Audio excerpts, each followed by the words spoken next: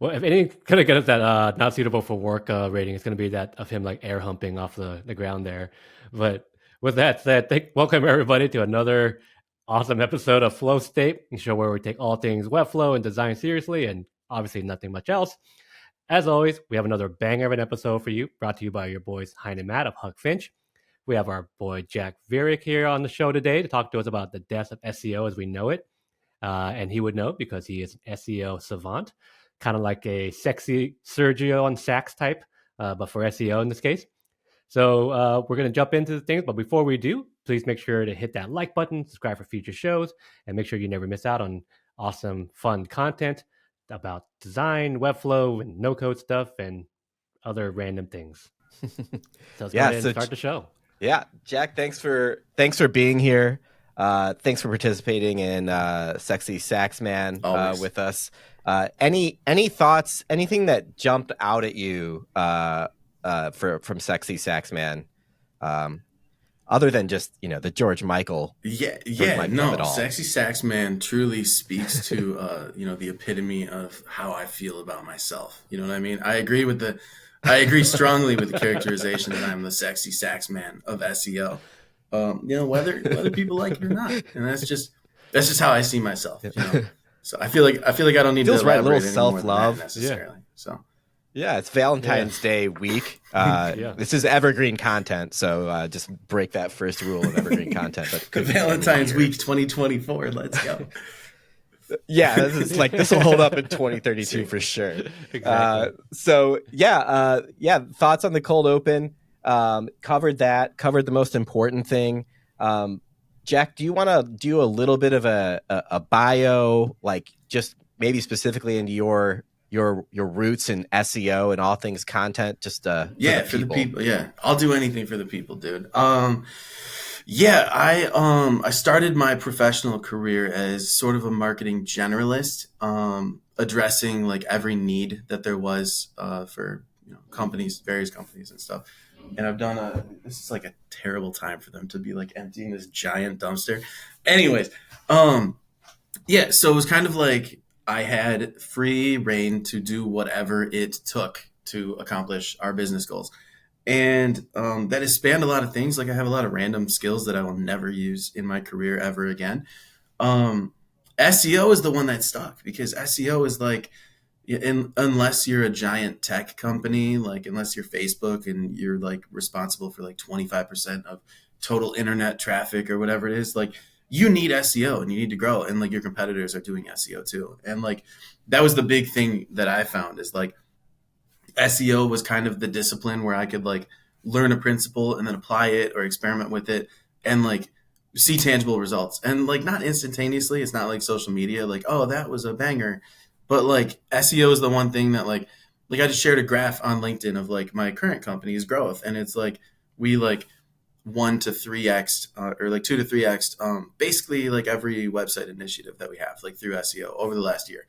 And like that's kind of the name of the game. Like, and is that good? Also for the people, that's good. That's right? good. Yeah, but it's not crazy. It's not like I used AI and pulled off an SEO heist and stole all of our competitors' customers. Like it's just like regular good growth and like keep it up or scale it. Like add a few more people who are doing the same thing, and like you can, like 3 to 5x if you really go super hard down like the SEO and content route. And content, I feel like it's not all SEO. Some of it is like understanding how to do good content and other things like that. Like that's how we did it. But it's like the sustainable, consistent, foundational business growth. Like you don't really like start losing organic traffic unless like you have done something that's sketchy and Google is like reprimanding you for that. Typically like your organic traffic just climbs and climbs and climbs. So yeah, that's SEO. That's what got me into it. It's like, this is a thing that works and businesses need it. I'm just going to do it. I need to pay my bills. So, and now, 8 years later, eight years later, I'm like pretty decent at it. And I know a thing or two. And I've reached that stage where you're not just all gung ho on this one thing. I think when you're learning like a skill, like when Webflow first launched, like everyone was like all about Webflow. Once you become a guru like you guys, I'm sure Webflow has things that like bother you and you're like, this, like I wish they did it like this instead of that. And it's kind of the same for like SEO. Like once you get super good at it and you kind of know it in and out, and you can teach it and you can repeat it across different companies and different businesses and stuff, you also start to learn that it's not like the one shot solution. Like there are other things that also contribute. And it's weird because I'm kind of like our current content strategy. I don't want to say too much, but like it's not all SEO. Like a percentage of it is SEO, and like some percentages are other things. And that's to insulate us for the future, which is what we will be talking about in this episode, is like things are going to change, and SEO as we know it is going to die. Rest in peace. Amen. Yeah, well, we're excited to jump into that. So we thought you'd be, given your sexy saxman vibe, we thought you'd be the perfect person to pull a wild card today. And we're going to kind of just like freestyle just a little bit with you rather than coming up with a list of questions, because just thematically, the idea of the death of SEO is just so interesting that we wanted to have you kind of like, as you said, set the table a little bit and then just kind of just get into it and kind of just like see where that takes us. It could be to a in and out drive through window or the mall. It's the Del Taco for me. I mean, anybody who's lived in California or West Coast, yeah, you missed the Del Taco. We have them here in Seattle, but I will look in your honor. I will look tonight. It's not good, but if you're poor and in California, it's why I'm here today, basically. Yeah. It's like Taco Bell, but cheaper and not as good tasting. That's right. Which I don't think is probably their tagline, but yeah, it should be. But yeah, so I think before we jump into like the actual like death of SEO, maybe we can like kind of ensure we can set the table correctly for folks and maybe get a collective understanding of like, when we think of SEO, what are people like probably thinking of? Cool, I can do that. SEO historically, like once upon a time, it was just Google and a bunch of websites, and they had to figure out how to rank these websites. Someone would type in like pet sitters, and like, would Google display like the band named Pet Sitters that like is in your local area, or would it display like pet sitting services nearby? And so Google has developed algorithms to like help rank searches, help rank websites, and those are based off tons and tons of things. The Yandex source code, which is like a Google compete from Russia, leaked like last year, and you can see there were like thousands of different ranking factors, and they all played in like with one another. It was very interesting. It like confirmed a lot of biases, a lot of opinions that I had. But yeah, so SEO is in marketing terms, it's like a practice that marketers will use to get websites more visibility. And there are a bunch of different types. For the most part, there are three. There's on-page, off-page, and technical. Technical SEO is how healthy your website is. You guys know a thing or two about that because you made a damn good website for us back in the day. Off-page SEO is things like how other sites link to yours. Like if you publish content and it gets repeated by like Forbes and they like link to you, and like Google and Moz and Salesforce and HubSpot and all these other authoritative websites, your content gets more authority as well. Like Google uses that as a signal. And then the third part is on-page SEO. And that's like how you optimize the content on your own page and on your own websites to be indexed by search. Well, to be helpful for users, I guess. And Google and other search engines want to try to approximate what they think helpful content looks like in order to provide your page the appropriate amount of visibility. So that includes things like having heading structures that make sense. If it's a blog post, making sure that like there is a clear keyword. The keyword is early in the title so that it doesn't get cut off by like any search engine results pages. The keyword is hit consistently throughout the post and not just in the beginning or the end. But it's not overused. That's like a red flag because Google is aware that people try to stuff keywords into posts. Your headings are all like related thematically to the primary keyword. And then like your subhead, like your H3s that are below your H2s kind of have like a tree structure. So they're thematically related to the H2s that they're under. And then the H2s are related to the title tag of the page. A bunch of other things, readability, like no walls of text. Site doesn't, like on mobile, it shouldn't scroll from left to right. You should only be able to scroll up and down. A lot of different things, but like you can consider that to be where SEO stands today. And then there are also like a bunch of other like what we have arrived at is that a lot of SEO articles read almost exactly the same, and like they don't necessarily provide insight. Like I could write like an SEO article in a couple minutes by looking at what already ranks and then just like copying, pasting it into my own, and like that would rank as well. And I think that that's not optimal for Google. And we'll talk about that in a little bit once we talk about like why SEO is dying. But like the end result is like HubSpot has like 100,000 blog posts, and like some of them are short, and they have a few bangers that are really good, and those are the ones that we find. But like also their authority is propped up by all these blog posts that no one will ever read, and like that's SEO content and like the function that it serves today. So yeah, that's so. My gather from that is like I could definitely do this with no knowledge of any of that myself really effectively. I'm just kidding. Yeah, I was just like, okay. And then under the H3, and I was like, this is why I'm a designer. There's no chance. There's no chance. Don't hire me for this. But yeah, I think it was great to like level set what SEO is. I think it shows how big marketing is, to go back to your like marketing generalist thing. It's like even SEO now, or to this point, it's like there's 3 types of SEO, even in broad strokes, right? Like that, like each have their own sort of like understanding of what works and what doesn't, and all of these types of things. So it reminds me so much of like, all these things sort of sound like they're one discipline or one skill set. It's just like a designer or whatever. It's like, oh, you could probably do graphic design or whatever. Or like stand-up comedians are like, oh, you should be an actor. It's like, I don't know. I'm kind of like funny in a different way than that. But like it does sort of, seems like a great place to start the conversation about the death of it, is right at this, just like, here's all these things that it has like come to a head in right now. And when I think of SEO, I think about it kind of feels like painting the Golden Gate Bridge, which I feel like everything that you're not deeply involved in probably feels that way. But it's just like, as soon as I think I understand how to do SEO, like I've just continuously failed. And I was like, yeah, I'm just going to like talk to people like Jack. I'm going to go ahead and gracefully exit this Del Taco and move on to what I do well. That's my hopefully that goes viral. That's my like, sir, this is a Wendy's moment, I think. Exiting a Del Taco future, but I mean, who knows? That's a hope.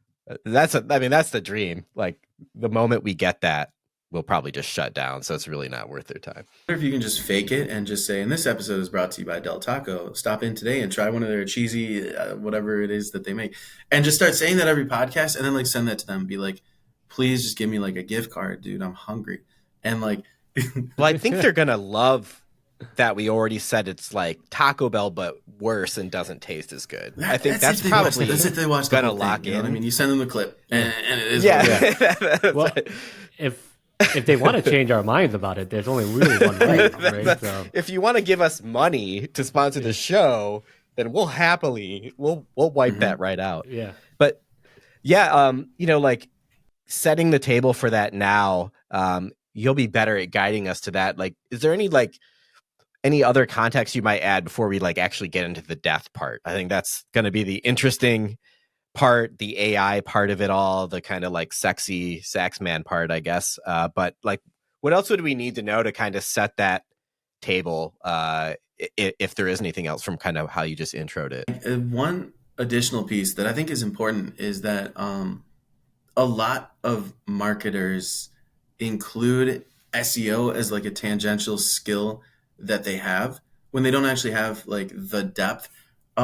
Marketing is super broad, and like SEO comes up in conversation, and it's very easy for people to say like, yeah, I do SEO, and like when in fact they do not at all. And they might have experienced writing blogs or like press releases or something, but like until you've built a site, or like I built sites for clients, and that's kind of how I like learned like what works and what doesn't across like various industries. But yeah, it's kind of a misunderstood thing. And I think there are like super diehard SEO people. Derek Flint, who I follow on LinkedIn, is like the best SEO dude ever. He's way better at it than I am. And I've hit him up for like help when I get stuck. But like there are like diehard like SEO junkies who like truly get it, and like they can tell you why you're not ranking, and they can tell you why your site isn't growing.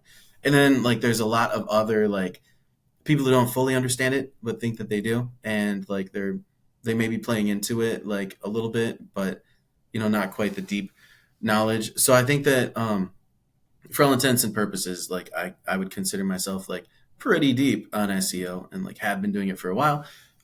Maybe not as crazy as like Derek Flint, but like you can listen to me about these things. Like I promise I know what I'm saying, at least about SEO, not about like events or advertisements or anything else. So like this is, yeah, I guess that's more context. Yeah.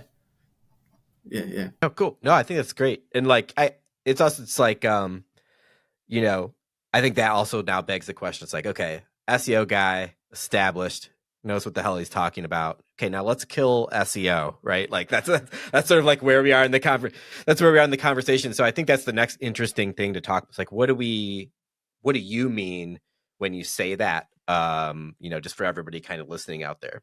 The art of like using Google to find websites will still exist. Like you'll still go to Google to try to like be connected with like a site at the end of the day, but it's not going to look anything like current SEO articles look.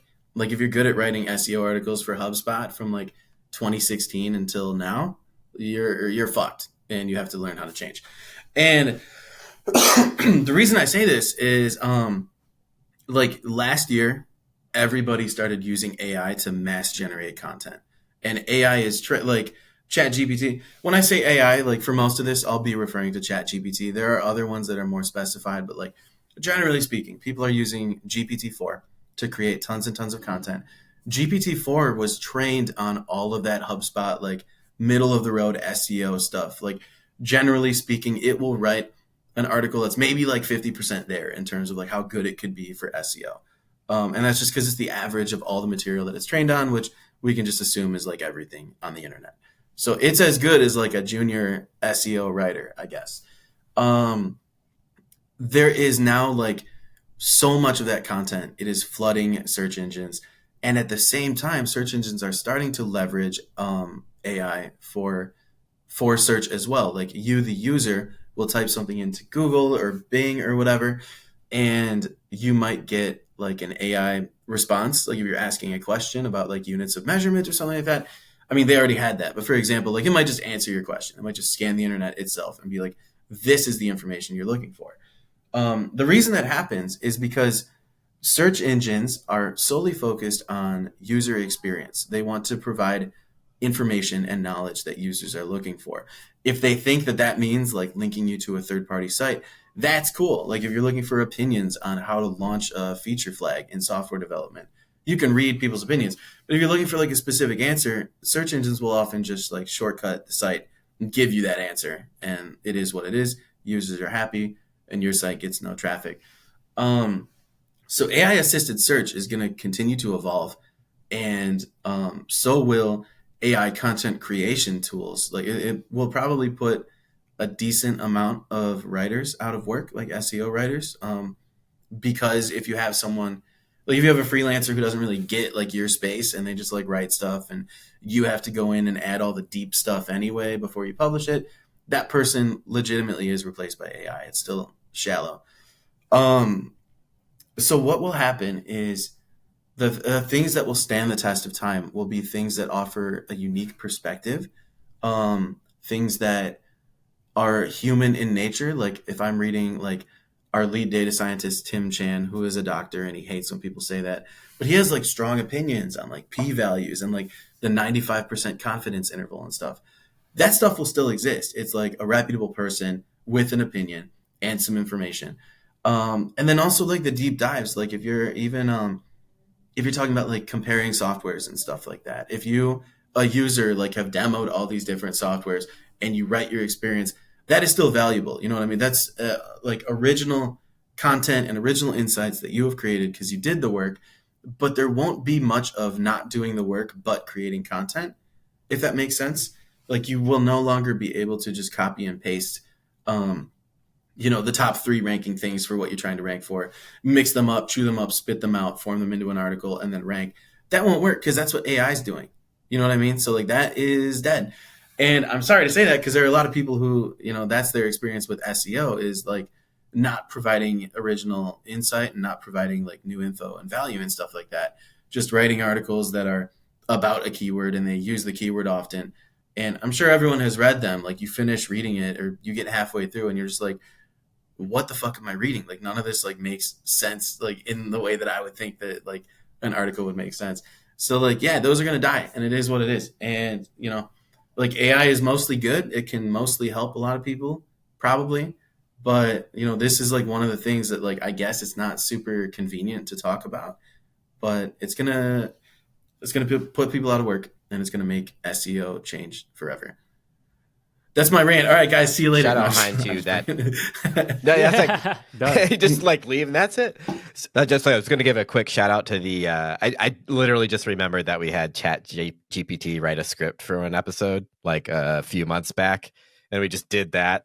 It was honestly it was the most fun episode to do. I don't know if it was fun to listen to, but it was great to hear what the script was. We just what ChatGPT thought we would sound like based on our description of ourselves was pretty great. Tight. Yeah, so no, this is like very interesting and fascinating, and it kind of made me think of a friend of the show, Kendra. She's with a big Webflow agency, 2-time agency of the year with Webflow. Shooting for that 3-peat this year, I'm sure, but it's just them and the Chiefs. Yeah, exactly. Just that are up there. They're basically Chiefs levels at this point. But what you're saying kind of makes me think of what she said to us, where like we're moving from an age of questions to an age of answers. Like, and when she framed it, she was framing it around the idea of like having copy and story be able to like provide the answer like clearly and profoundly in a compelling way. And from what you're saying, it kind of sounds like that's very much along the same lines. Am I under it? Does that feel right to you? Like where like it just kind of seems like we're moving away from like this place where like you go and look for a recipe on Google and then you have to get through like an entire life fucking story about somebody before you get to like the thing that you want, which is like give me the 5 fucking steps to make this like chili. I don't care about all this other shit. Like, my food is burning and I'm reading about how your cat died, bro. Yeah. Yeah. That is like the best answer of like the worst of SEO to me as recipe articles. But anyway, I agree. They need to fix that immediately. I'm gonna pencil an angry letter to John Mueller. Yeah, I basically meant to say that, Hein. I'm just not as eloquent as your other guests, and I just ramble. That's why we have a lot of guests who like to hit it from different angles. Yeah. Well, your jam at SEO, her jam is like copy. Yeah. So like you guys together, you guys would form an awesome. Yeah, dude, that's right. In fact, I'm going to extend her a job offer later today, or maybe a job application. I don't know. You know what I mean? Who knows? Yeah. Generally speaking, though, like yeah, if your copy tells a story and it's like you can frame it in a way that is I say entertaining. That's like the word that I'll use on LinkedIn. But what I mean is like if you can make the reader like feel something or like change their perspective and like you do that through storytelling and you do that like usually you can't do that if you don't have a strong opinion about this thing anyway. Like, it's not superficial. Like you have to Dr. Tim Chan writing about the 95% confidence interval and how he fucking loves it. Like that's something that he's been doing his whole career. And like, he's got opinions on it. And when he shares them, the readers feel something. They're like, okay, like this person has more experience than me. And, this is their opinion. I think it has some validity to it. That type of content will do super well. And like the copywriters who can tell a story and can, set the stage and like, create all these little character arcs, although they're not characters, they're SEO keywords and shit. But yeah, the writers who can do that, they will have no problem. That's like what the future of SEO will be like. Yeah, so basically I agree. And yeah, that's what I meant to say. I mean, like, that's great. For me, like, that's exciting because then that like really, takes us to in the next, and actually like maybe we get to, while AI is adding in all this additional garbage, like these essentially more versions of these recipe websites and pages, adding this garbage in there, like it makes more room for people to then be like, I don't want to produce the same level of garbage, and I want to create actual real stuff. And if I do that, then that's just already in itself like a great competitive advantage. Is that if I can just write the 5-step recipe, like I'll probably get more people to come to my page and look at that, because they know what they're going to get is they're going to get the recipe and not all this other junk that they don't want. So I think it just helps to kind of propel us to beyond just what it has been. We're just like, as long as we stuff it with these keywords, then we'll just get people to visit, and this content doesn't necessarily need to be great. I know that's like that's probably like diminishing the bit of like the value of SEO, but I mean, sometimes it kind of does feel like that in a way where, like, for example, like our website, our copy, I love. I mean, I think it's good copy. We didn't obviously write it ourselves because that's not our thing. That's not our jam. But we had our friend Cole Schaefer write it, and he's incredible. I've been telling everybody I wrote it myself, man. Screw me now. And yeah, take that out. But while like the copy itself, like maybe might not be the most optimized for SEO, and I can't imagine Cole would say it is. And we didn't really do anything around that when we first gave him the copy. Like when I read it, it makes me smile, it makes me happy, and a lot of the time people like will immediately say like, I love the copy that's on your website. It's like we would love to have that for ourselves, but we got to get this baby like SEO'd like all the way. Like, well, I think too, it's like there's only so many ways to say like we build really great websites. It's like, you know, like I think that was always our bet. It was like, what if we just got a really talented writer to tell like an insane story that will give them a pretty good idea of who we are and what we care about. So that was kind of always our approach. But I like it also kind of made me think about like and Jack, what you were saying in terms of like I've often thought about the same way, like all of the ChatGPT stuff or AI, whatever the tool is, it's like a really good replacement for like a junior whatever. Some better than others now. It's better at writing in some ways than it is at like churning out a graphic. That takes more time than making a graphic still, for me at least. I'm no prompt engineer yet, but so like there's these varying like degrees of, but I think like it's always been my sense that like it's now a tool and it's not something to do what I just did with like Cole, which is just like I had Chat GPT write this and I'm just gonna like hope my boss I'm not going to tell my boss that I used Chat GPT for this. I just like did it so I could do it in 2 minutes and like go have Del Taco. Again, hit us up. We're still open for that. We are loading the YouTube keywords just with stuff we don't care about, like the worst campaign of all time. But you know, like it's that sense that like in Hein, you just kind of alluded to as well, is like this should free us up to try to find like the next level of what we can do, because we don't have to spend time doing the like I don't think about it design, just like, hey, I don't care about this, but can you make a graphic? I just need to check the box that a graphic now exists where one didn't used to. It's like that was not the work any of us want to do anyway. And if that's how you're making your money and that's your passion in XYZ field, like you probably weren't gonna like crush it all the way 100% anyway. So it just gets to your point about like writing. It's like there's still always an avenue to find, you know, like actually valuable stuff, like not junior stuff. It's like no one wants to be a junior their whole life anyway. So like, what's it your thought maybe in the SEO world of like, can you use this to propel yourself to that part a little bit better? Like, is it a tool that can like aid you to get to that next piece a little faster? Or like, how would you, like, it's inescapable, right? So like, how would you, or how are you thinking about that in terms of getting to like that great story or really writing unique content? How does it all sort of mix in for you? That's a good question to start. I use AI for a bunch of stuff, a bunch of different AIs. I use Midjourney for pictures. Side note, I discovered if you use Midjourney, it is really like if you ask it to make a picture of like Donald Trump or Joe Biden or something, it might have like a person who has like black hair or something like that.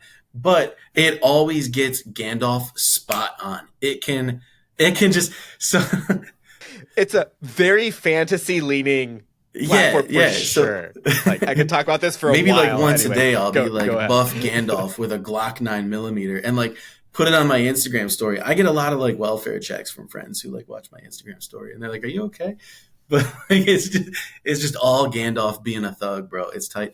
So I use Midjourney for like images and stuff. I have one that's trained on our blog, our brand guidelines that our brand design team wrote. So if I need like a filler graphic, if they don't want to or don't have time to create like a simple pattern or something like that, I can have Midjourney do that, and it's like good enough. I mean, it's art. I kind of like some of the stuff that it does, but it's certainly not like not at all a substitute for an actual brand designer. It gets 90% of it wrong, but like the colors will be right and like some little things will be right. So like that's kind of tight. I use ChatGPT for a lot of things. Like I'm not a social media dude, so like if I want to promote, if I want to schedule like 3 posts about like a blog or something like that, like I have one that's trained on posts that we did well, or posts that like did well, posts that we like, our brand voice, our target customers, whatever. And I can be like, write 3 blog posts or write 3 social media posts about this.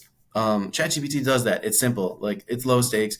There are social media managers who will watch this and like cringe at what I just said because it is like the wrong thing to do. But like for my standards, it's like good enough, like a blurb and then a blog. And yeah, I use AI and like Notion AI and ChatGPT to make sweeping edits to like blog posts to adhere it to our writing style guide.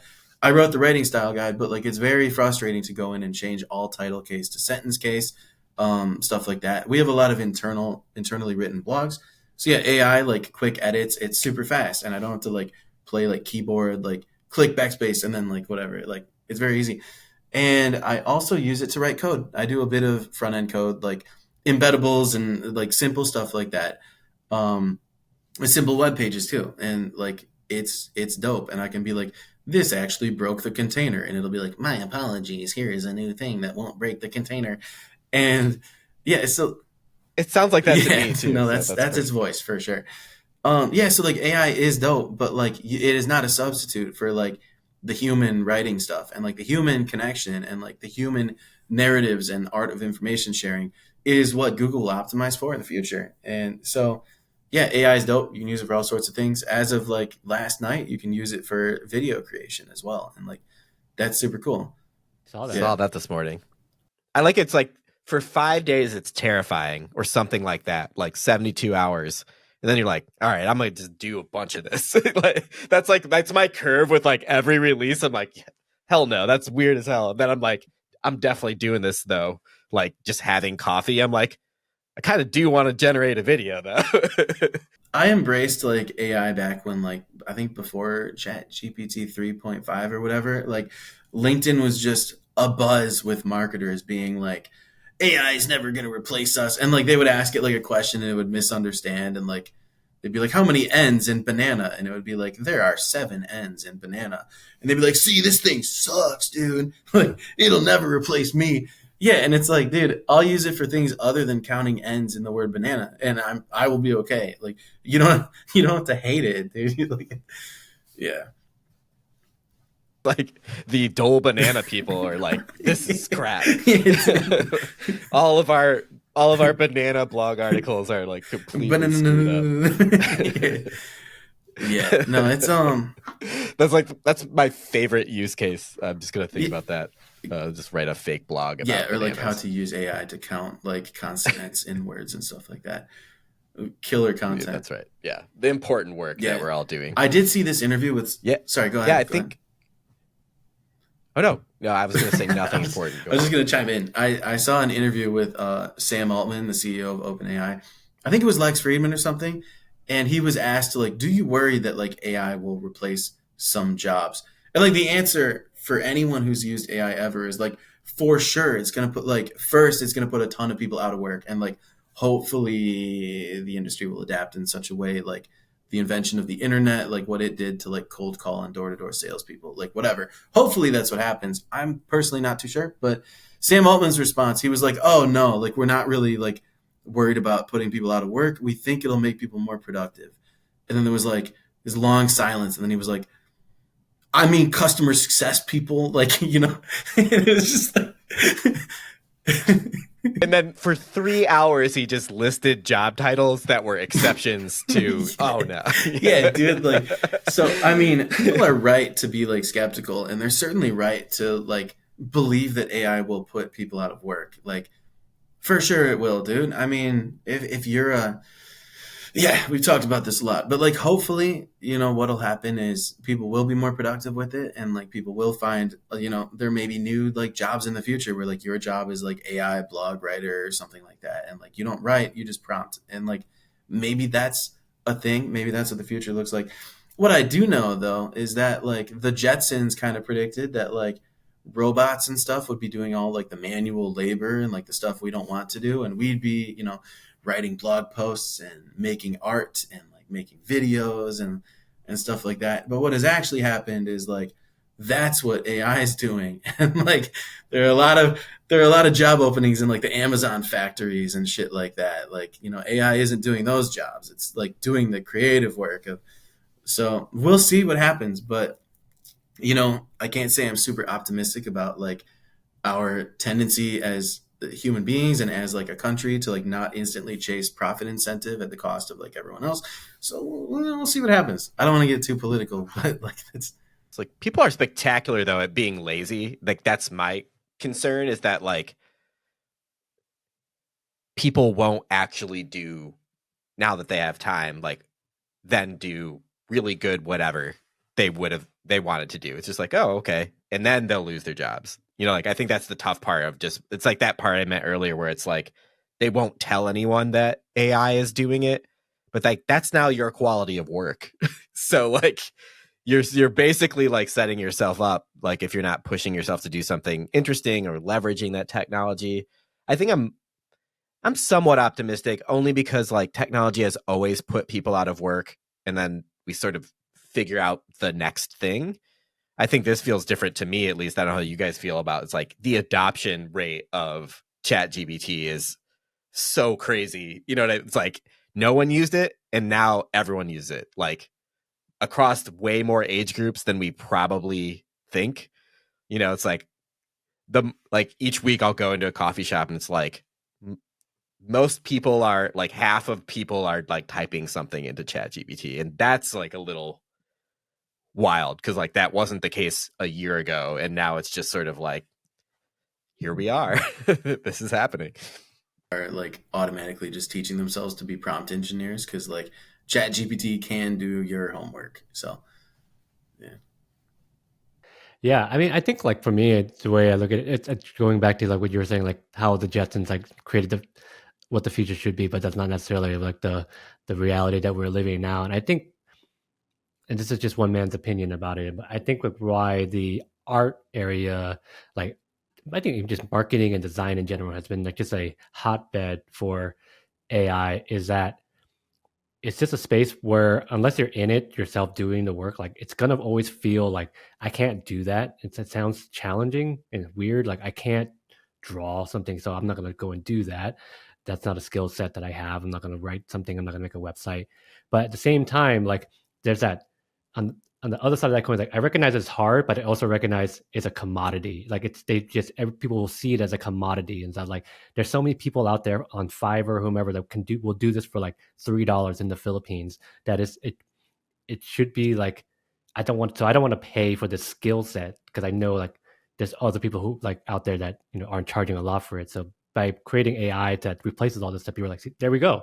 It's if for that person who's like, there we go. That's like exactly what I thought this was. Like it was a cheap commodity that it wasn't worth my time learning or knowing how to do, and now I can get the thing I want. But then it goes back to a lot of what you were saying earlier about like you're gonna get something, but it's not gonna be really good. And then we're just gonna flood the market with a bunch of shitty looking logos, with a bunch of shitty looking messaging, a lot of shitty looking websites, all graphics. Aside from like Gandalf with like a Glock, like all these are gonna look terrible, and then everyone is gonna be like, "Hey, my website looks like trash. I probably should bring somebody in here to like do something about this because I'm not getting any hits. I'm not getting anything because all my interaction is just basically with other AI, and I can't get any of this stuff to work. I'm using AI in my paid ads platform to generate ads that should work for people, but now like after many years, only AI is interacting with this shit, so it's not. No one's looking at this anymore. So it's going to at some point have a not only diminishing returns, but like have a negative impact that then it just opens up opportunities again for people like, see, this is why you needed us in the first place. It might lower the floor like a little bit, or to me, like the Fiverr thing is really interesting because it's like I would be worried if I was like making a lot of income off of Fiverr generating like graphic just churning out graphics like that. That's worrisome, probably. and I don't mean to shit on the people on Fiverr, but no. But at the same time, like the $5 logo that you're getting from Fiverr, not going to be a great looking logo. It's going to be a trash logo. Like yeah, it shouldn't be. It's an insane concept to believe to begin with. Yeah, a couple things. I think one, like about the Fiverr stuff and like AI replacing that. Design and marketing specifically are two fields that everybody has opinions on. Everyone reads your copy and everyone sees your logo and like your brand and stuff like that. So it's like being a musician versus like listening to music. Everyone can be like, "Oh, I wish this song was a little faster," but like the musician has like 9 million reasons why they didn't make the song a little faster. But like anyone can criticize it, and it's just there, and and that's how like marketing often feels to me. And I'm sure that's how design feels to y'all. I know other designers who have reflected this sentiment. And then the other thing I wanted to say is like, Hein, I've thought about the same thing that you just talked about, like AI being used for like everything on the internet, like super saturated and stuff. And like it makes me want to be a sci-fi author because I'm envisioning a future where like 99% of internet traffic and internet content and stuff is just like AI generated because it's so much easier and so much faster to do. And in theory, you could have one AI training other AIs to go do all this stuff, like whatever. And I'm imagining like a world where the internet just like slowly becomes less useful. And like even today, like I think we all super index on like personal recommendations rather than like an internet search. Like if you're like, I'm looking for a software and someone's like, oh, use Webflow. It's like, all right, I'll use Webflow because like you told me why it's good, as opposed to like internet content and stuff like that. And I think it would be cool to see something like that. It would be sick if people kind of got offline a little more and, played outside. But yeah, that's kind of how cooler. That's like, yeah. Go ahead, Ein. No, I was gonna say that's my hope, my optimistic hope for it too. Is like it's just I think it with all this AI like being generated, it just feels like the Spider-Man meme, which is it's just gonna be Spider-Man pointing at himself over and over again. Like this is not content for me, not generated by me or anything like that. It's not FUBU at all.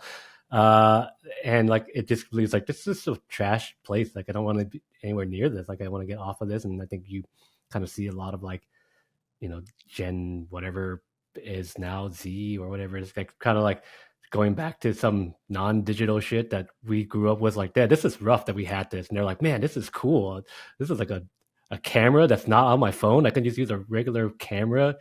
It's like, yeah, this is what it was. Yeah. Coming back, like the disposable Polaroids are coming back and stuff like that, and like even just certain handwriting. vibes.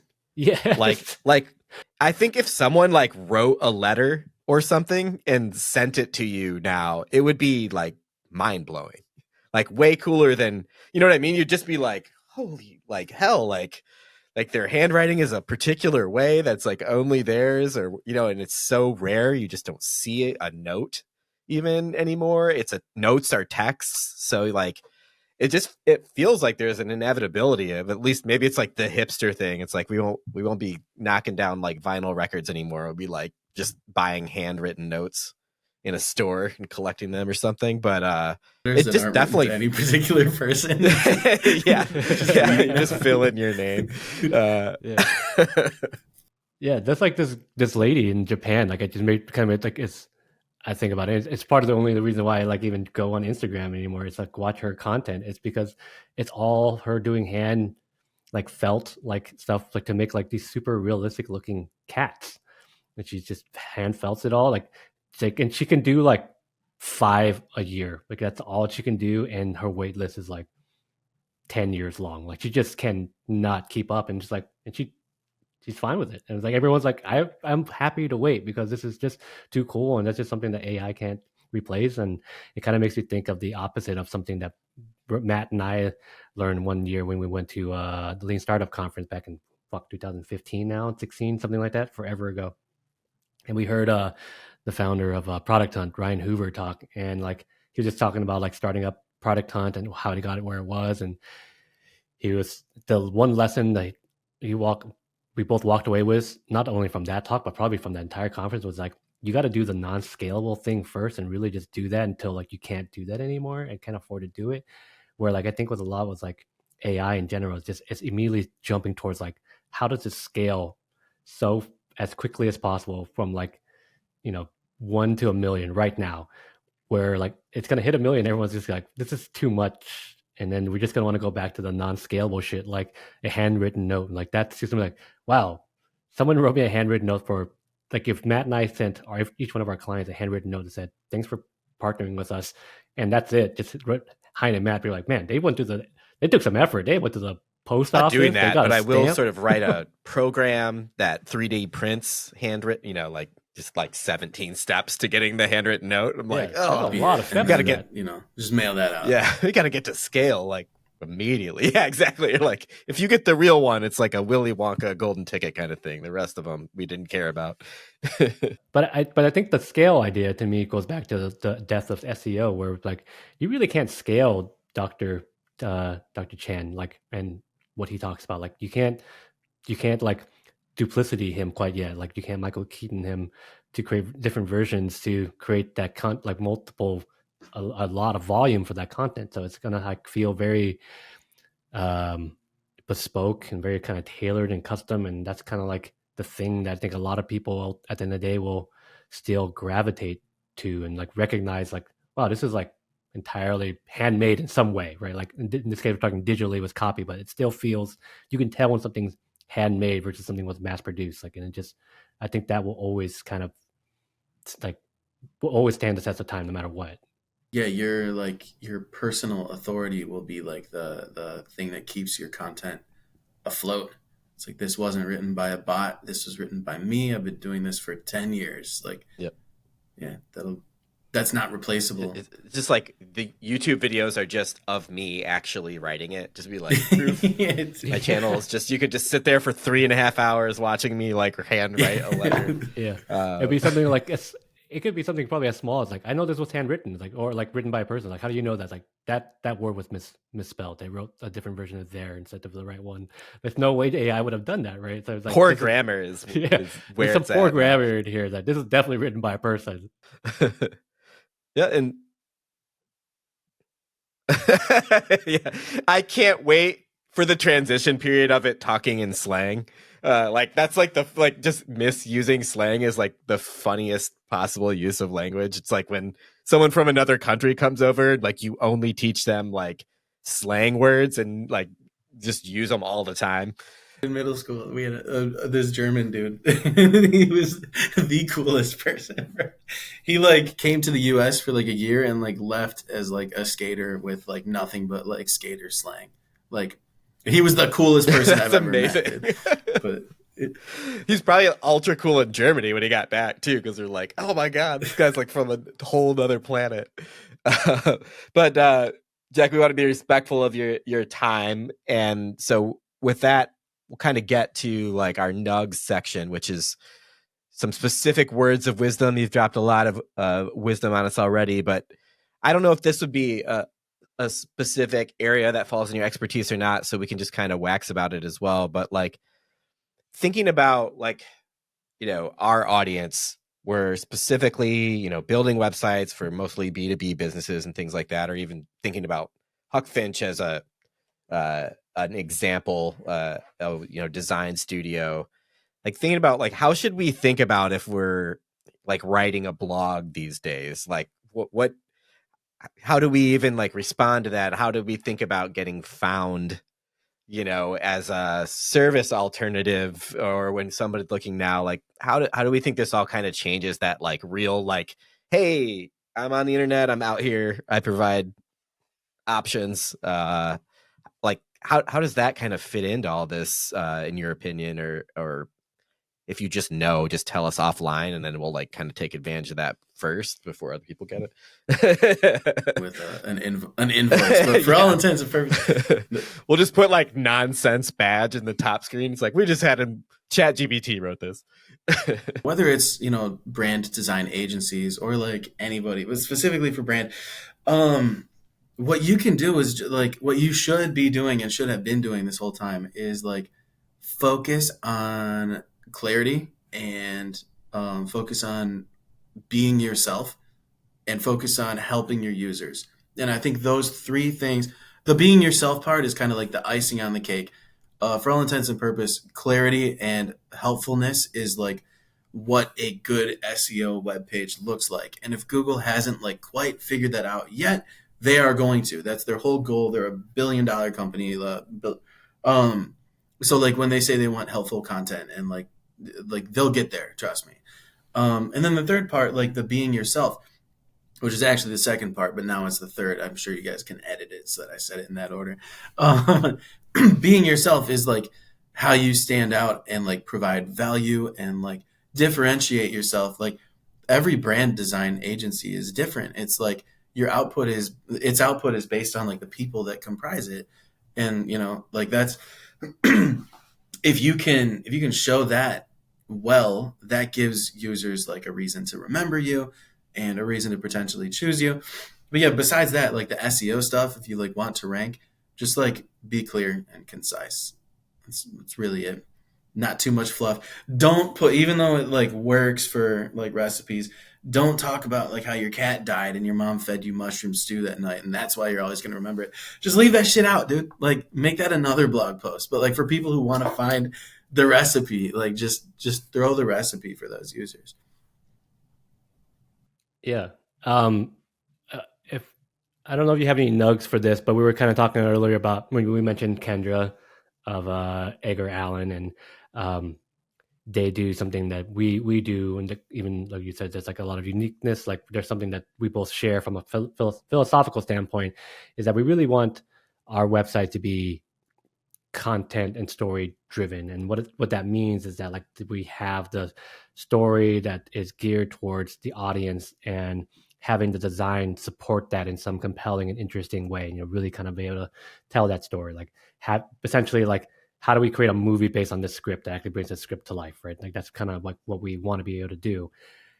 And I know like for more evergreen content things like blogs and maybe even case studies or things like that, like the people think about SEO, but I think what's like the homepage and things like that, where like that homepage, it doesn't feel like SEO is like really thought of there beyond just like we need to get Webflow Design Studio in here. So my question for you from a nugs of wisdom is like, how can for a page like the homepage, when that's the first page that you get to, both still support the story that's client facing, that's meant for the key audience, but still also like have meaningful SEO to it? Good question. I'm more used to like B2B sites where it's like multiple products and stuff, and there's like an art to determining which of those products get visibility. If it's more of like a one and done funnel, like no multiple products and stuff, you would just focus on the value props, like your end result. Who does this? Google Chrome. This is a really weird example, but Google Chrome, when you update your browser, it brings you to a tab, and it's 2 columns. It's image and text, and then it'll switch image text. And they're very clear. It shows you what updates, and it has like a heading, and then like a little eyebrow heading as well. Like I can send you guys a picture after this, but it's super clarity. So like the eyebrow heading will be like the category of thing. It'll be like speed, and it'll be like we improve this and blah blah. Then another eyebrow heading will be like ease of use, and it'll be like we moved this around, blah blah. And like that is a super good practice. It's crazy that Google's doing it because sometimes they suck at this stuff, but like that's how you should, like, design agencies should think about like how to distill their value props to like paragraph text or like bullet points, and then how do they distill it to heading, and how do they distill it to tiny little eyebrow heading, which is like speed or like cheap or sensitive or like whatever those things are that like you want to be able to talk about them on a bunch of different levels, and then just stuff them onto the page, and make it so that people who read at different speeds, they each get something out of it. Yep. I love that, like the read at different speeds part. It's like one of those things that makes immediate sense, but I never think about. Right? It's like I know that people are just like scanning, but I think also if you're writing your own copy and you don't have a professional doing it, you're just like, people are gonna love this paragraph I'm writing. It's like they're never gonna read that probably.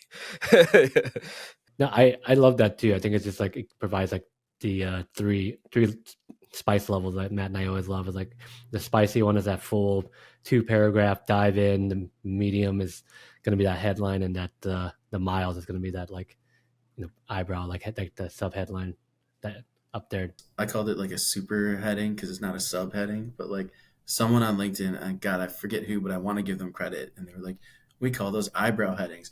And I just like smashed my table and I was like, yes, that's what they are. They're eyebrow headings. So that's great. I've heard that maybe like a couple of times before, like the eyebrow terminology. And like in our world, it was just sort of, or my situation, it was just like in a Google Doc with like some copy I was putting on a website. And I'm just like, just through process of elimination, figured out what it meant. Like, I was like, I'm just like sort of like, okay, this is obviously the main heading. They bolded that one, but yeah, it's definitely. I hope it gets adopted because it's nice that it's not like some dash heading word. It's just like super confusing. Somewhere that people read like 7% of all the words in a blog post.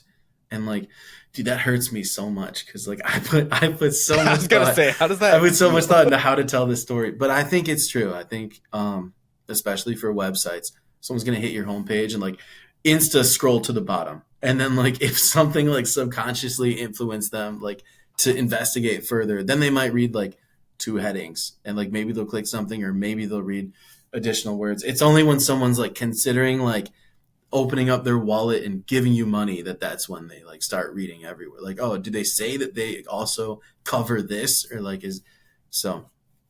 Yeah, words do count, but not up front, not immediately. Yeah, that's a good way to think about it. Yeah, no, there's time and place for all of it, but it's good rather having it than not. So, Jack, we appreciate you jumping on and providing like these nugs of wisdom throughout and having this back and forth conversation with us about the death of SEO. We don't have much in order to show you in terms of our appreciation and gratitude, but all we can do is let you open up a can of shameless plugs. So just like Sergio going on out there and serenading, we want you to go out there and sexy sax it yourself here and just take the floor and plug whatever the hell you want to plug. I'm not supposed to talk about this yet. Like I just like looked eye to eye with my CEO VJ Raji. And I was like, is this ready? And he was like, it is not ready. We're changing it entirely. Like, don't talk about this. Hold off on everything. I'm going to talk about it anyway. We're launching a Chrome extension for marketers that's powered by our stats engine, which is arguably the most powerful stats engine in the world. You can use it to like literally click on your website and change things right there. Like you click on words or a picture or whatever, you can change them instantly. You can also like do code if that's your thing. You can change like the whole layout. But like for all intents and purposes, if you want to know if your web page would be better or your homepage or whatever, if you talked about this instead of that or change this color to that, like this editor lets you click and change and make those changes and then A/B test them, and it automatically shuffles your audience. It uses Cupid to correct for pre-experimental bias. It's like super cool. And in your Statsig dashboard, which is all free, by the way, all of this is free. We make nothing off of this. All the info is in your Statsig dashboard, and you can see like we have plenty of out-of-the-box metrics like time on page, links clicked, scroll depth, various proxies for engagement and stuff. So we're about to launch this. We're about to make it free. If VJ sees this, like, bro, I'm sorry, but like it will be launched soon. So I'm sorry I jumped the gun. We're just gonna title this episode like an apology to VJ. Really, like what? Yeah, dude. Yeah, no. When it launches, though, it'll be sick. Like I've spent my whole career like wishing there was something like this. Like I think you guys too. You might have like a client who's like, I think we should call ourselves the GOAT, and it's like, don't say that. You're a brand. You're not a person. Just like keep it real. Now you can test all of those things and confirm all your biases. Or discover that you don't know anything, which sometimes is the results of an experiment. And the reason companies like that's usually what I discover. Yeah. Yeah.